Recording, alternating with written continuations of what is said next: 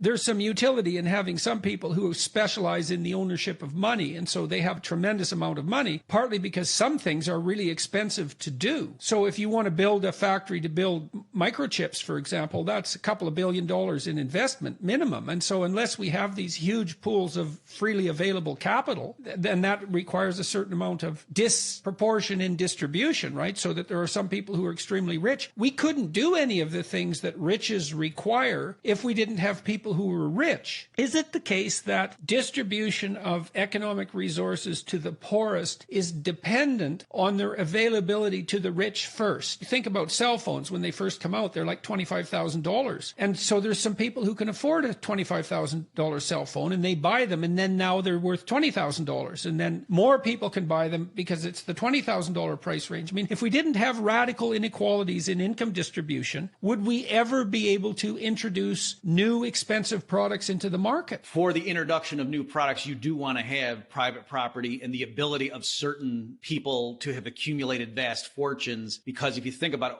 how did some person get to be a billionaire? It was only because of that person's superior foresight in anticipating what the consumers wanted. And that's how you got to that position. That person then to decide, there's this new technology called a cell phone or a cellular phone. Yeah, I think it's worth sinking millions of dollars into seeing if this will pan out. Who's making that decision? It's the person who's got the proven track record so far. Whereas if you had a different system where, oh no, we don't allow individuals to accumulate vast fortunes, the state owns everything, then it's going to be a committee that's always going to guess and say, okay, bring in the new proposals, let's vote on it. There's not as much skin in the game. It's not that individuals own money. You could just see how, given human nature and the limits of what people's expertise is, that distributing it, decentralizing it, and allowing for the possibility of massive fortunes to accumulate is a better engine for innovation.